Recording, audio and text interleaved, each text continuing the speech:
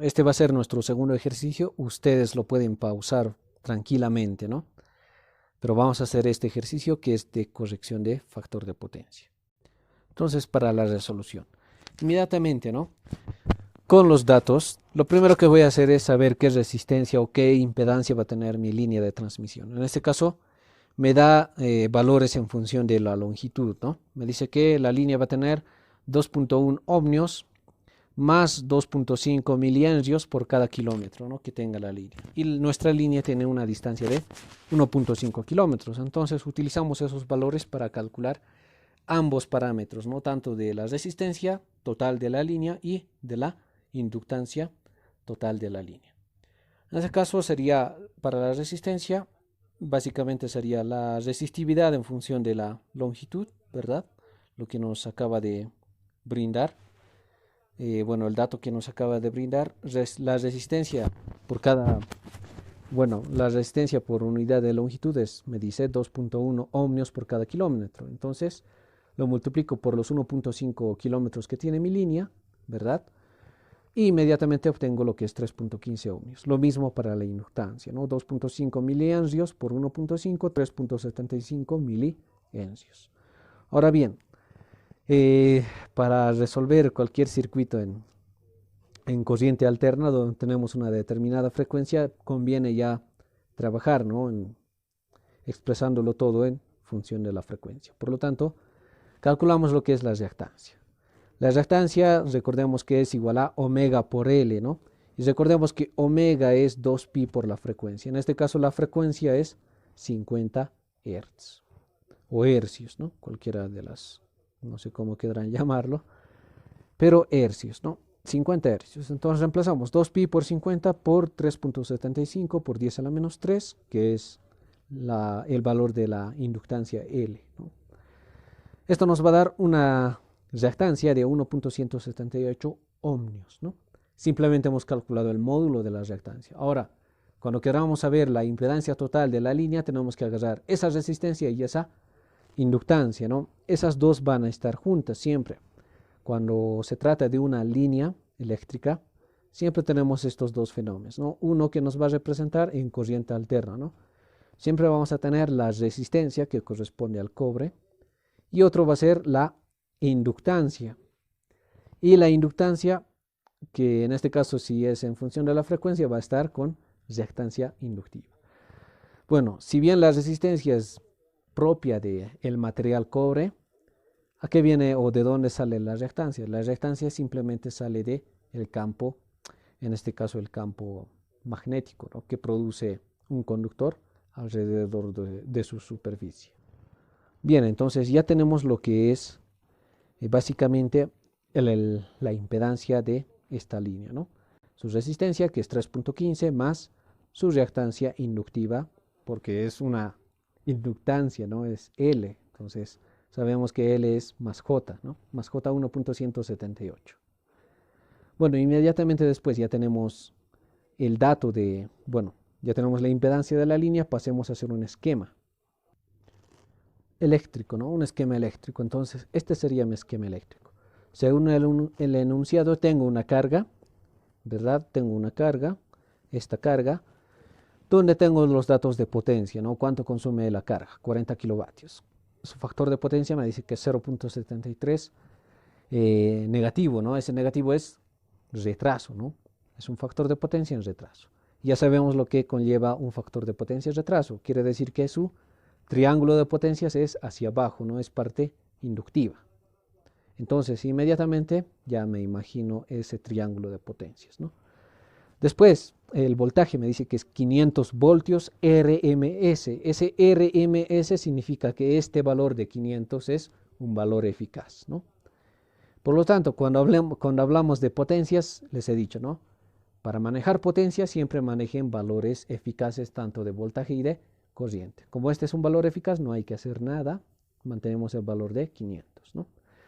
Después, ¿qué tenemos? La línea. Representamos la línea mediante el símbolo de una impedancia, ¿no? Y anotamos su valor, 3.15 más J 1.178. Inmediatamente después representamos lo que es el inicio de la línea, ¿no? Si bien esta es la carga, esta es la línea que conecta el lado de generación junto con el lado de la carga, ¿no? O de consumo. Entonces, tiene que ser su representación tal y como lo han hecho o lo han manejado a la hora de hacer ejercicios de motores en corriente continua, ¿no? Ya hemos hecho varios ejercicios de eso también. Bueno, entonces ya tenemos bueno, inmediatamente después simbolizado la generación, metemos los parámetros, ¿no? Tenemos un voltaje, vamos a tener este voltaje de generación, va a ser B. Después vamos a tener esta caída de tensión y el voltaje en la carga, ¿no? El voltaje en la carga es 500, ¿no? Según los datos del enunciado. Me dice que el voltaje en la carga es 500. Bueno, inmediatamente después, a través de todo este circuito va a circular esta corriente, ¿no? Esta corriente de carga. Y, bueno, después de eso, ¿qué es lo que vamos a hacer? Veamos un cacho lo que es el lado de la carga. En la carga, bueno, para calcular cualquier cosa, estos datos son más que suficientes, ¿está bien? Si me dan potencia, me dan un factor de potencia y me dan un voltaje, entonces con eso yo puedo hacer lo que sea, ¿ya? Son datos más que suficientes para hallar si quiero corriente, si quiero potencia reactiva, si quiero potencia aparente, etcétera, etcétera, etcétera. Para ello, ¿qué es lo que recordamos? Lo que es el triángulo de potencias, ¿no? En este caso, ¿qué es lo que tenemos? Tenemos potencia activa. ¿Qué más tenemos? Tenemos el factor de potencia. Entonces, bueno, si yo quiero calcular S o quiero calcular Q, básicamente esto es un triángulo rectángulo. O sea, todos ya han manejado este triángulo rectángulo, ¿no? Sabemos que hipotenusa es igual a raíz cuadrada de catetos al cuadrado, ¿no? La teorema de cosenos, senos, etcétera, etcétera. Entonces, todos esos son válidos. En este caso, la potencia aparente, bueno, básicamente por el teorema del coseno, coseno es igual a cateto adyacente sobre hipotenusa, ¿no? Despejando tendríamos S igual a P sobre coseno de phi, ¿no? Lo mismo podemos hacer para Q, ¿no? Pero ya no lo vamos a hacer por ahora. Por ahora lo que me importa es agarrar, ¿no?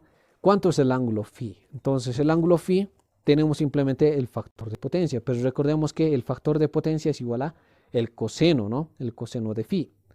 Entonces, como el factor de potencia es igual a el coseno de phi, ¿verdad? Es igual al coseno de phi. De aquí despejo, ¿no? El coseno pasa como arcoseno, entonces phi sería igual a el arcoseno de ese factor de potencia. En este caso, 0.73, ¿no? Y es lo que hemos hecho acá, lo que he hecho acá. El ángulo phi en la carga es arcoseno de 0.73, cuyo valor es 43.11 grados, ¿no? Entonces, básicamente tenemos ese triángulo de potencias y estos datos, ¿no?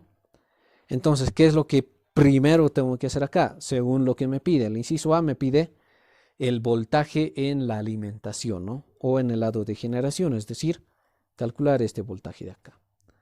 Entonces, ¿qué es lo que hacemos? Primeramente, acá, si se fijan bien, tenemos potencia, tenemos voltaje, por lo tanto, se puede calcular lo que es la corriente, ¿verdad? Entonces, hacemos eso. Simplemente que aquí hay un pequeño detalle, ¿no? Estamos en corriente alterna. Y a la hora de hablar de esa expresión, potencia es igual a voltaje por corriente, acá tenemos que ya saber que esa expresión es igual a la potencia aparente S, ¿no? Y acá esta expresión es justamente la ley de Joule en corriente alterna, ¿no? La potencia aparente es igual a el voltaje por la corriente. Y ojo, acá simplemente es módulos, ¿no? Simplemente es módulos. Entonces, bueno, les quiero recalcar esto, ¿no? Cuando vean una ecuación durante esta clase, de esta forma, por ejemplo, para la potencia aparente es simplemente módulo, ¿no? Si yo pongo S con una rayita, entonces estoy hablando que esa potencia está expresado como fasor, es decir, tanto con su módulo junto con su ángulo, ¿no? Lo mismo para los voltajes. Si ven simplemente B, es simplemente módulo. Si le añado la rayita, es el fasor B, ¿no? Tanto con su módulo junto con su ángulo, ¿está bien? Entonces, en este caso, simplemente estamos agarrando los módulos. S es igual a V por I. Despejamos de ahí, ¿no? La corriente I sería igual a S sobre B. Pero ahora nosotros en función de nuestros datos simplemente tenemos P y factor de potencia, ¿no? Y recordemos lo de acá, ¿no? Lo que acabamos de despejar antes. Ese es igual a P sobre coseno de phi, ¿no? Por el teorema de cosenos en triángulos rectángulos. Entonces, reemplazamos en vez de ese S de esa expresión, ¿no? Esa expresión. Entonces, P sobre coseno de phi y el B aquí tal y como estaba, ¿no? Entonces, bueno, básicamente tendríamos esta expresión, ¿no? Corriente es igual a potencia activa sobre voltaje por coseno de phi, ¿no? Todo está en función de módulos, recuerden eso. Entonces reemplazamos y obtenemos que, ojo acá, el coseno de phi básicamente es el factor de potencia, ¿no? Esto es el factor de potencia y nos dice que es 0.73, ¿verdad? Entonces, acá no hay donde perderse, ¿no? Entonces, esto es 109.589 amperios reemplazando. Y esto simplemente es el módulo, ¿no? Si yo quiero hacerlo como fasor, ¿qué es lo que tengo que hacer? Recordemos esto de acá. El ángulo de factor de potencia, este ángulo 43.11 que hemos hallado, es el ángulo entre el voltaje y la corriente de dicha carga, ¿no? Es decir, si estamos hablando de esta carga, básicamente su voltaje y su corriente va a tener un desfase de 43.11 grados. Y como es factor de potencia en retraso, pues la corriente retrasará al voltaje, ¿no? Entonces, esta corriente básicamente va a tener un ángulo de menos 43.11 grados, desfasado de este voltaje de la carga. Y acá, bueno, ojo, algo que recalcar. Acá, el voltaje en la carga nos dice que es 500, ¿no? Pero nunca nos especifica qué ángulo tiene. Por lo tanto, entonces, yo puedo darme un ángulo de referencia, ¿no? Es decir, yo me doy este ángulo de referencia. Generalmente es mejor tomar un ángulo de 0 grados, ¿no? Pero si ustedes quieren complicarse, le pueden poner cualquier otro ángulo. Digamos 10 grados, menos 10 grados, menos 100, menos 120, cualquiera. La cosa es que tengan una referencia de partida y según esa referencia, todo se va a ir acomodando. Todas las corrientes que hayan después se van a ir acomodando según a esta referencia, ¿no? A esta referencia de valor. ¿Está bien? En este caso, 500 con ángulo de 0 grados, ¿ya? Bueno, entonces, si este es mi voltaje 500 con ángulo de 0 grados, la corriente estará retrasada, ese ángulo phi, en este caso 43.11 grados. Entonces, si yo lo quiero escribir a esta corriente como fasor, será 109.589, el módulo que he hallado, con su respectivo ángulo de factor de potencia, ¿no? En este caso 43.11 grados en retraso, es decir, menos 43. Bueno, después de eso, ya tenemos la corriente, ¿no? Por lo tanto, acá, si ya tenemos la corriente, tenemos este voltaje V sub C, que es 500 con ángulo de 0 grados. ¿Qué es lo que hacemos? Yo quiero hallar esto. Tengo la impedancia conocida de la línea. Entonces, aplicamos ley de voltajes de Kirchhoff, ¿no? Haciendo ley de voltajes de Kirchhoff, vamos a tener que el voltaje de la fuente va a ser igual a la caída de tensión en la línea más el voltaje de la carga, ¿no? Bueno, entonces hacemos eso. Entonces es lo que he hecho acá. Ley de voltajes de Kirchhoff, lo que acabamos de decir. Y reemplazamos los datos, ¿no? La caída de tensión va a ser igual a la impedancia de la línea multiplicada por la corriente a través de esta línea, que en este caso es la misma corriente I de carga, ¿no? Ley de Ohm, simplemente. A esa la sumamos el voltaje de la carga, V sub C. Reemplazamos todo, reemplazamos la impedancia, le reemplazamos la corriente, le sumamos el fasor V sub C y obtenemos que el voltaje en la generación es este valor, 852, ángulo de menos 9.57 grados. Podemos hacer un pequeño esquema, ¿no?, de cómo se comporta esto. Sería este de acá, un pequeño diagrama fasorial, ¿no? Bueno, tenemos el voltaje V sub C, 500 con ángulo de 0 grados, y luego dibujamos el voltaje V de generación, ¿no?, con un ángulo de menos 9.57. Entonces, según la ley de voltajes de Kirchhoff, este voltaje de la carga más la caída de tensión me tiene que generar efectivamente este voltaje en la generación, ¿no? Vemos que se cumple eso. Bueno, entonces, ¿qué es lo que hacemos después de esto? Inmediatamente, bueno, básicamente este sería el inciso A, ¿no? El voltaje en generación. Inmediatamente después pasamos al inciso B, que es lo que me pide la potencia en generación, ¿no ve? Entonces acá algo que aclarar, la potencia, cuando les dice simplemente potencia en generación, tienen que hallar la potencia aparente, ¿ya? A no ser que les diga potencia activa en generación. Ahí simplemente tienen que hallar la potencia activa, ¿no? Que está en vatios. Entonces, es decir, P. Pero en este caso simplemente es la potencia aparente. ¿Está bien? Bueno, recordemos que tenemos el voltaje calculado, tenemos la corriente a través de esa generación, de esa fuente. Por lo tanto, ley de Joule para corriente alterna, ¿no? Y esta vez va a ser en fasores para obtener directamente el valor, ¿no? S como fasor va a ser igual a el conjugado del voltaje multiplicado por la corriente, ¿no? En este caso, si mi voltaje era 852.098 ángulo de menos 9.6, su conjugado será un ángulo de 9.6 positivo, ¿no? Ojo con eso, cuidado que cometan errores. Multiplicado por el fasor de corriente, 109.59, ángulo de menos 43.11. La multiplicación me sale este resultado y esto lo he expresado en kilovolts ampere, ¿ya? Es por eso que aquí simplemente es 93.381. Ese valor es en kilovolts ampere, ¿no? Ok, espero que quede claro. Y acá obtenemos este valor, ¿no? Y este valor sabemos que esto es la potencia aparente S. Esta potencia aparente lleva consigo como ángulo al factor de potencia, ¿no? En este caso, este ángulo sería el factor de potencia, el ángulo del factor de potencia en generación, ¿no? Es decir, en la fuente. Si yo quiero saber su factor de potencia, simplemente en generación, simplemente tengo que hacer el coseno de este ángulo phi sub g. Y ya tengo ese factor de potencia, ¿no? Sacado de este número imaginario S, es decir, la potencia aparente. Podemos chequear, ¿no?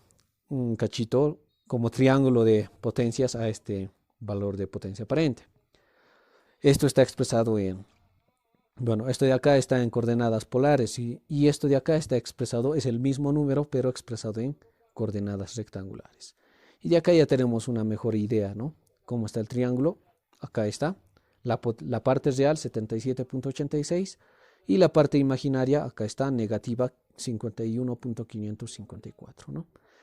El ángulo ¿dónde queda? Acá está el ángulo 33.51, es este de acá, ¿verdad? Y como es negativo, pues el triángulo tendrá que ser hacia abajo, ¿no? Bueno, después de esto pasamos a lo siguiente. Inciso C, entonces. El inciso C, ¿qué me dice? Me dice que tengo que instalar un banco de capacitores, ¿no? O un banco de capacitores, de capacitor en este caso. Y ese banco de capacitores va a estar ubicado al lado de mi carga, ¿no? Es decir, esta está ubicada en la empresa, ¿no? Me dice que está al principio de la línea, ¿no? Entonces, importante eso del enunciado. Esto está lado a lado con la empresa, es decir, toda la carga de la empresa, ¿no? Inmediatamente después, en este inciso tengo que tener bien claro cuál es el propósito de meter un banco de capacitores, ¿no? Básicamente el objetivo de meter este banco de capacitores, que siempre va a estar en paralelo con cualquier carga donde queramos mejorar el factor de potencia, ¿no? Siempre tiene que estar en paralelo con dicha carga. En este caso con la empresa, ¿no? Está en paralelo con la empresa. De esa forma se tiene que instalar. ¿Cuál es el objetivo principal? Corregir o bueno, aumentar el factor de potencia de dicha carga. Es decir, si mi factor de potencia es 0.73, entonces con un banco de capacitores yo puedo mejorar ese factor de potencia. Qué sé yo, puede que lo pueda mejorar hasta 0.9, puede que lo pueda mejorar simplemente hasta 0.8, etcétera, etcétera. O puede que lo mejore hasta un factor de potencia igual a 1, ¿no? Bueno, en algunos casos puede que me pidan que mejore un factor de potencia, es decir, a 0,9 en adelanto, ¿no? Es decir, mayor a 1, porque todos estos factores de potencia, tanto en este enunciado de este ejercicio es negativo, ¿no? Me dice que mejore un factor de potencia menos 0,98, ¿verdad? Entonces vamos a hacer esa mejora, ¿ya? Bueno, una vez teniendo claro ese objetivo, lo que vamos a hacer acá es lo siguiente. Primeramente nos vamos a dibujar a esta carga, es decir, su triángulo de potencias de esta carga. Esa carga tiene este triángulo de potencias, ¿no? Una potencia activa de 40 kilovatios, un factor de potencia de 0,73, que eso hemos dicho que es 43,11, ¿no? Como es en retraso, hacia abajo va el triángulo de potencias, cuya potencia reactiva Q sub L aún no conocemos, ¿no? Pero también ya tenemos lo que es la potencia S, ¿no? Tanto P como Q me forman lo que es la potencia aparente S. Ok, entonces tenemos esto, ¿no? ¿Qué es lo que vamos a hacer? Primeramente vamos a conocer lo que es qué potencia reactiva actual tengo en la empresa, es decir, antes de el ingreso de los capacitores. Entonces, ¿no? Tengo un triángulo rectángulo sencillo, donde tengo tanto el cateto adyacente, tengo el ángulo, entonces lo que yo quiero saber es el cateto opuesto, en este caso es Q sub L. Por lo tanto, utilizo el teorema de la tangente, ¿no? La tangente me dice que es igual a Q sobre P, ¿no? Por lo tanto, si yo despejo de esa ecuación, obtengo que Q va a ser igual a tangente del ángulo φ multiplicado por la potencia P, ¿no? Reemplazando los valores, obtengo que mi potencia reactiva en la empresa sin el banco de capacitores es 37,444 kilovars, ¿no? Bueno, también puedo calcular lo que es la potencia aparente, ¿no? La potencia aparente acá sería, pueden utilizar cualquiera de estas dos expresiones, ¿no? S es igual a P sobre el coseno de phi que hemos visto al principio.